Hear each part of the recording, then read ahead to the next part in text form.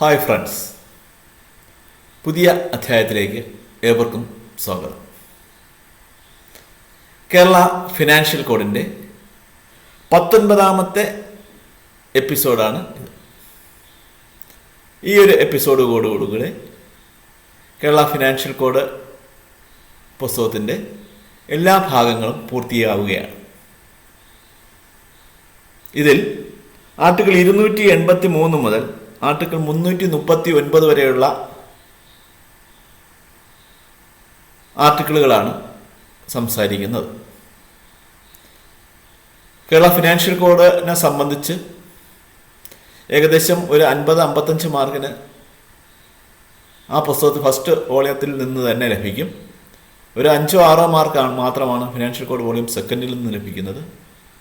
ബാക്കിയുള്ള ഭാഗങ്ങൾ മാർക്ക് ഒരു 35-40 മാർക്കിന് മാത്രമാണ് കേരള ബജറ്റ് മാനുവലിൽ നിന്ന് ലഭിക്കുന്നത്. ഇതിനോടകം തന്നെ ഞാൻ കേരള ട്രഷറി കോഡിൻ്റെ എല്ലാ എപ്പിസോഡുകളും പ്രസിദ്ധീകരിച്ചു കഴിഞ്ഞു. ഫിനാൻഷ്യൽ കോഡ് ഫസ്റ്റ്, സെക്കൻഡ് പ്രസിദ്ധീകരിച്ചു കഴിഞ്ഞു.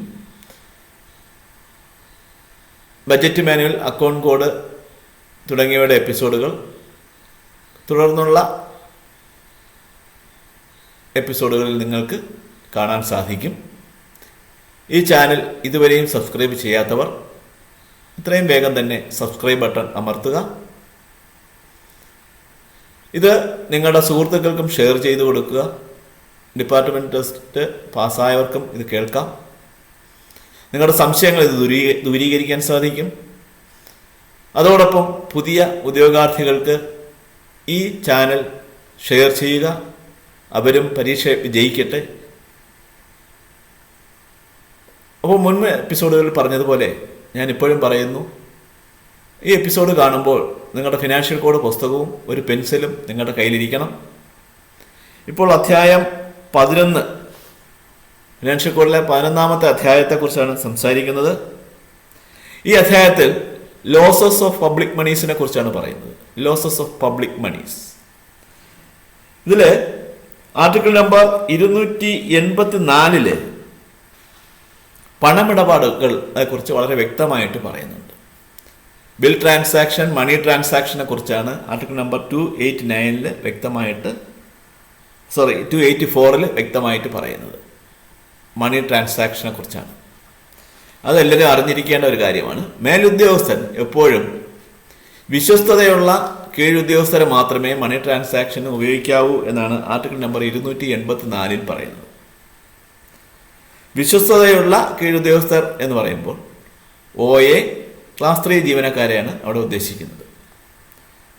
OAക്ക് മാക്സിമം 50,000 രൂപ വരെയുള്ള ട്രാൻസാക്ഷൻ ഒറ്റയ്ക്ക് ചെയ്യാം. ട്രാൻസാക്ഷൻ എന്ന് പറഞ്ഞാൽ കൊണ്ടുവരുന്ന രൂപ കൊണ്ടുവരികയോ കൊണ്ടുപോവുകയോ ചെയ്യുന്ന, അതായത് ഒരു ട്രഷറിയിൽ നിന്ന് വേറൊരു ട്രഷറിയിലേക്കോ, ഒരു ബാങ്കിൽ നിന്ന് ട്രഷറിയിലേക്കോ, അല്ലെങ്കിൽ ഏതെങ്കിലും വില്ലേജ് ഓഫീസിൽ നിന്നോ, പഞ്ചായത്ത് ഓഫീസിൽ നിന്നോ, സബ് രജിസ്റ്റർ ഓഫീസിൽ നിന്നോ, റവന്യൂ ഡിപ്പാർട്ട്മെൻറ്റിൽ നിന്നോ, താലൂക്ക് ഓഫീസിൽ നിന്നോ അങ്ങനെയൊക്കെ വരുന്ന ക്യാഷ്, 50,000 രൂപ വരെയുള്ള ക്യാഷ് OAക്ക് ഒറ്റയ്ക്ക് കൊണ്ടുപോകാം. 50,000 മുതൽ 1,00,000 രൂപ വരെയുള്ള ക്യാഷ് OAയും ഒരു ഗ്രേഡ് 3 ക്ലാസ് 3 ജീവനക്കാരനും കൂടെ ചേർന്ന് കൊണ്ടുപോകാം. 1,00,000 രൂപ കഴിഞ്ഞ് 2,00,000 രൂപ വരെയുള്ള തുക ഒരു OAയും ഒരു സൂപ്പർവൈസറി ഓഫീസറും ചേർന്നാണ് കൊണ്ടുപോകേണ്ടത്. 2,00,000 രൂപ കഴിഞ്ഞാൽ, അതായത് 1,00,000 രൂപ മുതൽ 2,00,000 രൂപ വരെയുള്ള തുക OAയും സൂപ്പർവൈസറി ഓഫീസറും. 2,00,000 രൂപ കഴിഞ്ഞാൽ മേലുദ്യോഗസ്ഥന് വിശ്വസ്തരായിട്ടുള്ള OAയോടൊപ്പം പോലീസ് സംരക്ഷണം വേണമെങ്കിൽ ആവശ്യപ്പെടാം. ഡിപ്പാർട്ട്മെൻറ്റ് വെഹിക്കിളുണ്ടെങ്കിൽ ആ ഡിപ്പാർട്ട്മെൻറ്റ് വെഹിക്കിളിൽ പോകാം. എത്രത്തോളം സുരക്ഷിതമാണ് എന്ന് മേലുദ്യോഗസ്ഥൻ പറയുന്നു, അത്രയും ഉത്തരവാദിത്തോടു കൂടെ മാത്രമേ ഈ സാമ്പത്തിക കൈമാറ്റങ്ങൾ, ഇടപാടുകൾ, ഒരു ഓഫീസിൽ നിന്ന് വേറൊരു ഓഫീസിലേക്കുള്ള സാമ്പത്തിക ഇടപാടുകൾ നടത്താൻ പാടുള്ളൂ. അപ്പോൾ പൊതുവായി സർവീസിൽ കയറുന്ന ഉദ്യോഗസ്ഥരെ ഉടൻ തന്നെ ഈ സാമ്പത്തിക ഇടപാടുകൾ നടത്താൻ ഇടയാക്കരുത്. അതായത് മേലുദ്യോഗസ്ഥൻ്റെ വിശ്വസ്തരായി കഴിഞ്ഞതിന് ശേഷം മാത്രമേ ഇടപാടുകൾ നടത്താവൂ എന്നാണ് ആർട്ടിക്കിൾ നമ്പർ 284 വിശദമായിട്ട് പറയുന്നത്. നിങ്ങളിത് സമയം കിട്ടുന്ന സമയത്ത് ഈ ആർട്ടിക്കിൾ നമ്പർ 284 നിർബന്ധമായിട്ടും വായിച്ചു നോക്കണം. അതുപോലെ ആർട്ടിക്കിൾ നമ്പർ 285 നിന്ന് ഇതുവരെ വേറെ ചോദ്യങ്ങളൊന്നും ചോദിച്ചിട്ടില്ല. 284 ഈ സമയബന്ധ ഓരോരുത്തരുടെ സാമ്പത്തിക ഇടപാടുകൾ എത്ര രൂപ എന്നുള്ളത് മാത്രമാണ് ചോദിച്ചിട്ടുള്ളത്. അതായത് 50,000 രൂപ വരെ OA, 50,000 രൂപ മുതൽ 1,00,000 രൂപ വരെ OAയും ക്ലാസ് 3 ജീവനക്കാരനും, 1,00,000 രൂപ മുതൽ 2,00,000 രൂപ വരെ OAയും സൂപ്പർ ഓഫീസറും, 2,00,000 രൂപ കഴിഞ്ഞു കഴിഞ്ഞാൽ പോലീസ് സംരക്ഷണയോടുകൂടെ ആവശ്യമെങ്കിൽ പോലീസ് മേലുദ്യോഗസ്ഥരോട് ആവശ്യപ്പെട്ട് പോലീസ് സംരക്ഷണയോടും കൂടെ ട്രാൻസാക്ട് ചെയ്യാം, പൈസ സൂക്ഷിച്ച് രൂപ സൂക്ഷിച്ച് ട്രാൻസാക്ട് ചെയ്യാം തുടങ്ങിയ കാര്യങ്ങളാണ് 284 വന്ന് വയ്ക്കുന്നത്. ഇതിനെ സംബന്ധിച്ച് 1-2 ചോദ്യങ്ങൾ ചോദിച്ചിരിക്കുകയും ചെയ്തു. ഇതേ എമൗണ്ട് തന്നെയാണ്, അതുകൊണ്ട് ഞാൻ ചോദ്യം ഇപ്പോൾ വായിക്കുന്നില്ല. അടുത്ത 286 ഫിഡിലിറ്റി ഇൻഷുറൻസിനെ കുറിച്ചാണ് പറയുന്നത്. ഫിഡിലിറ്റി ഇൻഷുറൻസിനെ കുറിച്ച് 286 പറയുന്നു. സെക്യൂരിറ്റി ഡെപ്പോസിറ്റിനെ കുറിച്ച് 287 പറയുന്നു. ഇതിൽ നിന്നൊന്നും തന്നെ യാതൊരു ചോദ്യങ്ങളും പരീക്ഷയ്ക്ക് വന്നിട്ടില്ല. പക്ഷെ 288 ബേസ് ചെയ്തൊരു ചോദ്യം വന്നു. അത് ഇതായിരുന്നു. Article 288. When the contractor furnish security deposit in the form of cash, government will dash. When the contractor furnish security deposit in the form of cash, government will dash. Pay no interest for the deposit. Pay no interest for the deposit. ഇതേ sentence പുസ്തകത്തിലുണ്ട്. പെൻസിലിട്ട് just ഒന്ന് mark ചെയ്യുക, പരീക്ഷയ്ക്ക് മുമ്പ് മായ്ച്ചു കളയുക. അടുത്ത ചോദ്യം വന്ന ഇതായിരുന്നു. The important provision of bank guarantee scheme explained in dash. Bank guarantee സ്കീമിനെ കുറിച്ച് എക്സ്പ്ലെയിൻ ചെയ്യുന്നത് എവിടെയാണ്? Appendix 9 of Kerala financial code volume 2. Appendix 9 of Kerala financial code volume 2 bank guarantee സ്കീമിനെ കുറിച്ച് എക്സ്പ്ലെയിൻ ചെയ്തിരിക്കുന്നത്. ബാങ്ക് ഗ്യാരണ്ടി സ്കീമിനെ കുറിച്ച് എക്സ്പ്ലെയിൻ ചെയ്തിരിക്കുന്നത് appendix 9 of Kerala financial code volume 2. അടുത്ത 291 രജിസ്ട്രേഷൻ ഓഫ് സെക്യൂരിറ്റി ബോണ്ട്സിനെ കുറിച്ചാണ് പറയുന്നത്. 291 രജിസ്ട്രേഷൻ ഓഫ് സെക്യൂരിറ്റി ബോണ്ട്സിനെ കുറിച്ച് പറയുന്നുണ്ട്. അടുത്ത് പീരിയോഡിക്കൽ വെരിഫിക്കേഷൻ ഓഫ് ഓൾ സെക്യൂരിറ്റീസിനെ കുറിച്ച് പറയുന്നത് ആർട്ടിക്കിൾ നമ്പർ 293. അതായത് പീരിയോഡിക്കൽ വെരിഫിക്കേഷൻ വർഷത്തിൽ ഒരിക്കലെങ്കിലും നടത്തണമെന്നാണ് ആർട്ടിക്കിൾ 293 പറയുന്നത്. അതിനെ ബേസ് ചെയ്ത ഒരു ചോദ്യം ഇങ്ങനെ വന്നിരുന്നു. The articles deposited four safe custody in treasury by the departmental officers should be taken back and verified dash. The articles deposited for safe custody in treasury by the departmental officers should be taken back and verified dash once in a year. വർഷത്തിൽ ഒരിക്കൽ, once in a year. അടുത്ത article number 294 പറയുന്നത് promissory നോട്ടുകളെ കുറിച്ചാണ്. Promissory നോട്ടുകളെ കുറിച്ച് 294 പറയുന്നുണ്ട്. അടുത്ത് right ഓഫിനെ കുറിച്ച്, നഷ്ടങ്ങൾ എഴുതി തള്ളുന്നതിനെ കുറിച്ച് ആർട്ടിക്കിൾ നമ്പർ 300 പറയുന്നത്. 300 റൈറ്റ് ഓഫുകളെ കുറിച്ച്, നഷ്ടങ്ങൾ എഴുതി തള്ളുന്നതിനെ കുറിച്ച് പറയുന്നത്. അതിൽ ഒരു ചോദ്യം ഇങ്ങനെ വന്നിട്ടുണ്ടായിരുന്നു, ജസ്റ്റ് ഒന്ന് വായിക്കുന്ന കാര്യമേ ഉള്ളൂ. Relinquishment of claims after exhausting all possible means of recovery is dash. Relinquishment of claims after exhausting all possible means of recovery is write off. ആ ഒരു സെന്റൻസ് അതുപോലെ ഉണ്ട്, ജസ്റ്റ് ഒന്ന് നോട്ട് ചെയ്ത് വെച്ചേക്കുക. ചില സെന്റൻസുകൾ നിങ്ങൾക്ക് വായിച്ചാൽ മനസ്സിലാകില്ല എന്ന് കാണാം. ആ സെന്റൻസുകൾ നിങ്ങൾ പേപ്പറിൽ നന്നായിട്ട് എഴുതി വയ്ക്കുക. പല പ്രാവശ്യം കാണുന്ന സ്ഥലങ്ങളിൽ പ്രദർശിപ്പിച്ചിരുന്നാലും മതി. അത് ഇടയ്ക്കിടയ്ക്ക് ഒന്ന് വായിച്ച് നോക്കുക, കഥ വായിക്കുന്ന പോലെ അല്ലെങ്കിൽ പാട്ട് കേൾക്കുന്ന പോലെ. അതുപോലെ തന്നെ ഇതുപോലത്തെ എപ്പിസോഡുകൾ നിങ്ങൾ കാണുമ്പോൾ ശ്രദ്ധിക്കേണ്ട ഒരു കാര്യമെന്ന് പറഞ്ഞു കഴിഞ്ഞാൽ, ഫിനാൻഷ്യൽ കോഡ് തന്നെ 19 പാർട്ടായിട്ടാണ് ഞാൻ ഇട്ടിരിക്കുന്നത്. അപ്പോൾ ആദ്യം പാർട്ട് 1 കേൾക്കുന്നു, 2 കേൾക്കുന്നു, 3 കേൾക്കുന്നു, അങ്ങനെ ക്രമത്തിൽ കേൾക്കണം. അല്ലാതെ പാർട്ട് 1 മാത്രം 10 പ്രാവശ്യം കേട്ടിട്ട് പ്രയോജനമില്ല. അത് നിങ്ങൾക്ക് പഠിക്കുന്ന സമയത്ത് തന്നെ ഇത് പഠിക്കണമെന്നില്ല. ജോലി ചെയ്തുകൊണ്ടിരിക്കുന്ന സമയത്തും ഹെഡ്ഫോൺ എന്തെങ്കിലും വെച്ചിരുന്നു കഴിഞ്ഞാൽ ഈ കാര്യങ്ങളെല്ലാം നിങ്ങളുടെ മനസ്സിൽ ഉറച്ചോളും. അല്ലെങ്കിൽ യാത്ര ചെയ്യുന്ന സമയത്ത് നിങ്ങൾക്ക് ഇത് പഠിക്കാൻ സാധിക്കും. അല്ലെങ്കിൽ ഓഫീസിൽ എന്തെങ്കിലും വളരെ ഫ്രീ ആയിട്ടിരിക്കുന്ന സമയത്ത് കേൾക്കാൻ സാധിക്കും. അതൊക്കെ ചെയ്യുന്നത് നന്നായിരിക്കും. അതോടൊപ്പം ആദ്യമായിട്ട് കേൾക്കുമ്പോൾ നിങ്ങൾ എന്തായാലും പുസ്തകം കൂടെ റെഫർ ചെയ്ത് തന്നെ പോകണം. ഇത് കേൾക്കുന്നതോടൊപ്പം തന്നെ ഫ്രീ ആയിട്ട് പഠിക്കാൻ കിട്ടുന്ന സമയത്ത്, നിങ്ങൾ ഫ്രീ ആയിട്ടിരിക്കുന്ന സമയത്ത് പുസ്തകം തന്നെ മറിച്ച് നോക്കണം. അതിനുവേണ്ടിയാണ് പെൻസിലിട്ട് മാർക്ക് ചെയ്യാൻ പറയുന്നത്. അതായത് നിങ്ങൾക്ക് ഓർമ്മശക്തി ആവശ്യത്തിനുണ്ട്. എന്നാൽ തന്നെ അത് നമ്മൾ കൃത്യമായി ഉപയോഗിച്ചാൽ മാത്രമേ പരീക്ഷയ്ക്ക് വിജയിക്കാൻ സാധിക്കൂ. അത് പ്രത്യേകം ഓർത്തിരിക്കണം. അടുത്ത് ആർട്ടിക്കിൾ നമ്പർ 303 ബേസ് ചെയ്ത് ഒരു ചോദ്യമുണ്ട്. ഇതായിരുന്നു: general principles and procedures four fixing and enforcing responsibility of losses of government property is as per dash. Article 303A. General principles and procedures for fixing and enforcing responsibility of losses of government property is as per Article 303A. Article 303A ആണ്. അടുത്ത് local ഫണ്ടുകളെ കുറിച്ച് പറയുന്ന അധ്യായമാണ് അധ്യായം 12. അതിൽ article number 306 നിന്ന് ഒരു ചോദ്യം വന്നിട്ടുണ്ട്. Article number 306: Which of the following is not included in the definition of local fund? താഴെ കൊടുത്തിരിക്കുന്ന ലോക്കൽ ഫണ്ടിൽ വരാത്തത് ഏതാണ്? Municipal fund, panchayat fund, KSEB working fund, pension fund. ഇതിൽ പെൻഷൻ ഫണ്ട് മാത്രമാണ് ലോക്കൽ ഫണ്ടിൽ വരാത്തത്. ബാക്കിയെല്ലാം ലോക്കൽ ഫണ്ടിന്റെ ഡെഫിനിഷനിൽ വരുന്നതാണ്. ഏതൊക്കെ? മുനിസിപ്പൽ ഫണ്ട് ലോക്കൽ ഫണ്ടിന്റെ ഡെഫിനിഷനിൽ വരുന്നുണ്ട്. Panchayat fund, KSEB fund, KSRTC working fund, village panchayat fund, market committee fund, library fund, ഇതെല്ലാം തന്നെ ലോക്കൽ ഫണ്ട് വിഭാഗത്തിൽ വരുന്നതാണ്. അപ്പോൾ ലോക്കൽ ഫണ്ട് വിഭാഗത്തിൽ വരുന്ന പ്രധാനപ്പെട്ട ഫണ്ടുകൾ district fund, municipal fund, KSRTC working fund, village panchayat fund, KSEB working fund, market committee fund, library fund. ഈ 7 ഫണ്ടും ഏതിൽ വരും? ലോക്കൽ ഫണ്ടിൽ വരും.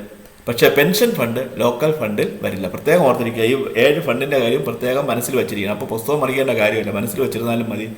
ഇത് പെട്ടെന്ന് ആൻസർ ചെയ്യാം. അപ്പോൾ ലോക്കൽ ഫണ്ടിൽ വരുന്ന ഏതൊക്കെയാണ്? District fund, municipal fund, KSRTC working fund, village panchayat fund, KSEB working fund, market committee fund, library fund. ഈ 7 ഫണ്ടുകളും ലോക്കൽ ഫണ്ടിൽ വരും, മറന്നു പോകരുത്. അടുത്ത് പ്രധാനപ്പെട്ട ആർട്ടിക്കിൾ എന്ന് പറയുന്നത് ആർട്ടിക്കിൾ നമ്പർ 324. അവിടെ ലോഗ് ബുക്കിനെ കുറിച്ചാണ് പറയുന്നത്. ആർട്ടിക്കിൾ നമ്പർ 324 ലോഗ് ബുക്കിനെ കുറിച്ച് പറയുന്നുണ്ട്. ഈ ലോഗ് ബുക്ക് ഉപയോഗിക്കുന്നതെന്ന് പറഞ്ഞു കഴിഞ്ഞാൽ പ്രധാനമായിട്ട് എല്ലാവർക്കും അറിയാവുന്ന കാര്യമാണ്. ലോഗ് ബുക്ക് അതായത് നമ്മളൊരു ഓഫീസിൽ നിന്ന് പുറത്തു പോവുകയോ വരികയോ ചെയ്യും, നമ്മുടെ യാത്രാക്രമങ്ങളെക്കുറിച്ചോ ഓഫീസ് ടൈമിൽ ചെയ്യുന്ന യാത്രകളെക്കുറിച്ച് എഴുതുന്ന ബുക്കാണ് log book.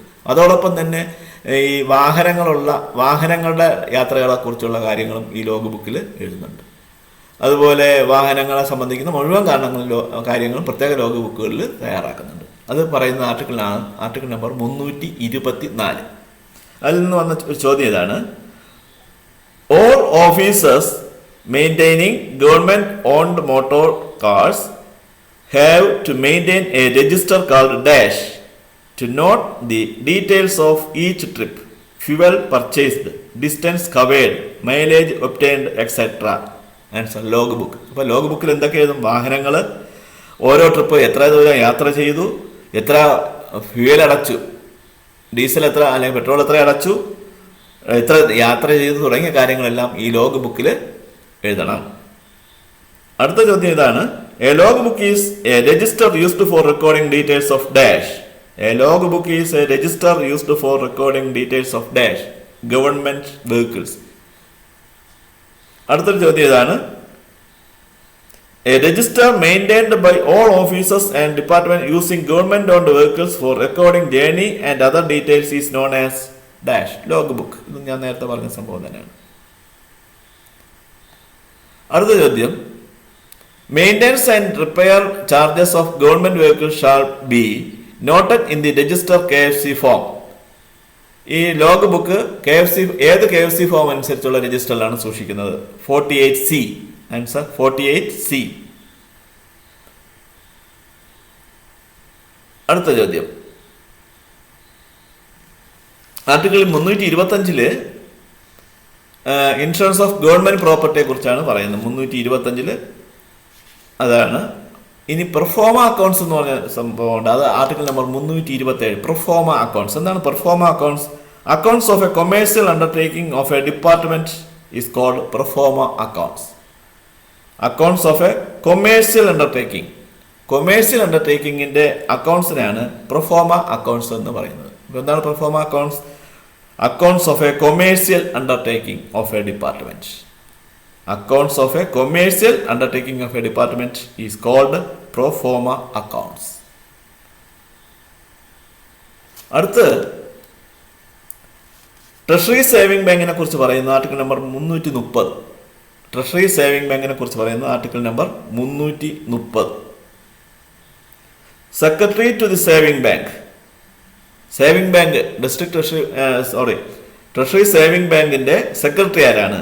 Director of treasuries. Treasury ഡയറക്ടറാണ് ട്രഷറി സേവിംഗ് ബാങ്കിന്റെ സെക്രട്ടറി.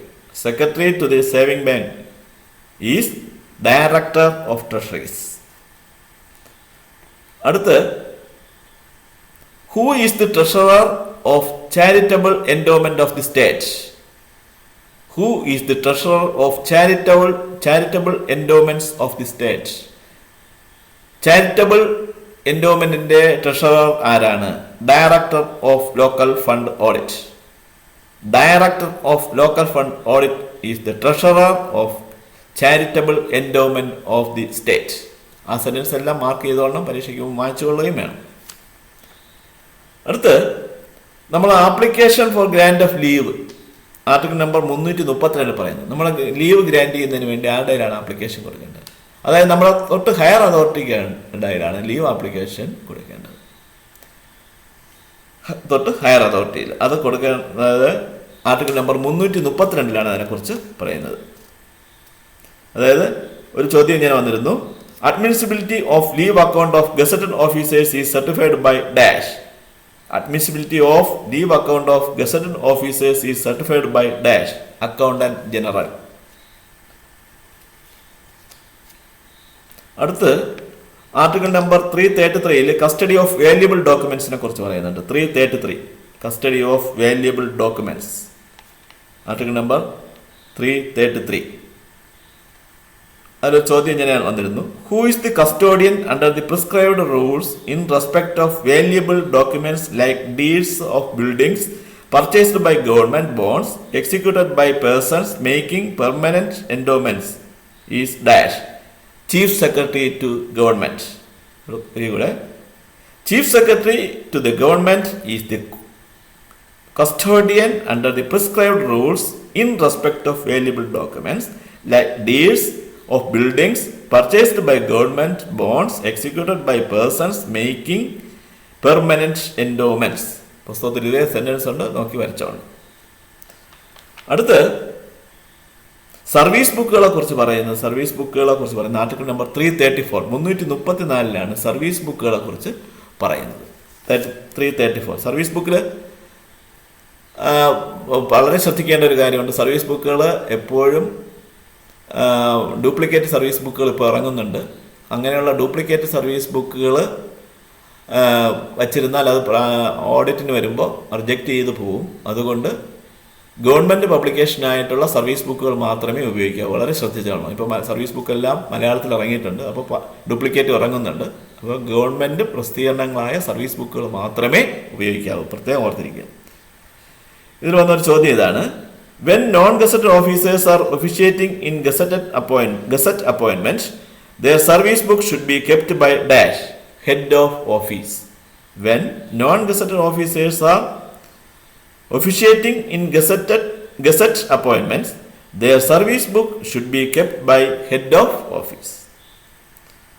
അടുത്ത ചോദ്യം: the accountant general maintains the details of service of a gazetted officer in the form of dash history of service. അതായത് ഗസറ്റഡ് ഓഫീസേഴ്സിന്റെ സർവീസ് ബുക്ക് എല്ലാം സൂക്ഷിക്കുന്ന ആരാണ്? Account AG ആണ്. അപ്പോൾ അവിടെ ഈ service book history of service രൂപത്തിലാണ് വയ്ക്കുന്നത്. അടുത്ത ചോദ്യം ആർട്ടിക്കിൾ നമ്പർ 335 ബേസ് ചെയ്തുള്ളതാണ്. 335 form 19 form number 19 of KFC is used to record dash books and periodicals. Books and പീരിയോഡിക്കൽസിനെ കുറിച്ച് റെക്കോർഡ് ചെയ്യുന്നത് ഏത് ഫോമിലാണ്? Form number 19. Books and periodicals form number 19. മറന്നുപോയത്. അടുത്ത് ആർട്ടിക്കിൾ നമ്പർ 338 ബേസ് ചെയ്തുള്ള 1-2 ചോദ്യങ്ങളാണ്. 338 338. What is the period of preservation of acquittance rolls relating to TA bills is dash. What is the period of preservation of acquittance rolls relating to TA bills?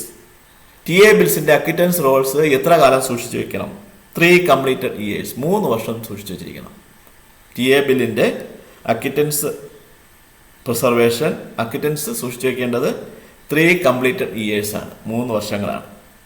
പല മാറ്റങ്ങളും വന്നിട്ടുണ്ടെങ്കിലും financial കോഡിൽ ഇതുവരെ മാറ്റങ്ങളൊന്നും തന്നെ വന്നിട്ടില്ല. ചില ഉത്തരവുകൾ പ്രകാരം അക്വിറ്റൻസ് രജിസ്റ്ററെല്ലാം മാറ്റിയിട്ടുണ്ട്, പക്ഷേ ഫിനാൻഷ്യൽ കോഡ് അനുസരിച്ച് അതിലുള്ള ചേഞ്ചുകൾ വന്നിട്ടില്ല. അതുകൊണ്ടാണ് ഇത് പറയേണ്ടി വരുന്നത്.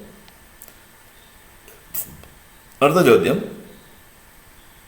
The period of preservation of counter foils of receipt book. Period of preservation of counter foil of the receipt book. Receipt ബുക്കിന്റെ കൗണ്ടർ ഫോയിൽ സൂക്ഷിക്കേണ്ട എത്ര കാലം? 6 ഇയേഴ്സ്, 6 വർഷം സൂക്ഷിക്കണം കൗണ്ടർ ഫോയിൽ. അടുത്ത ചോദ്യം,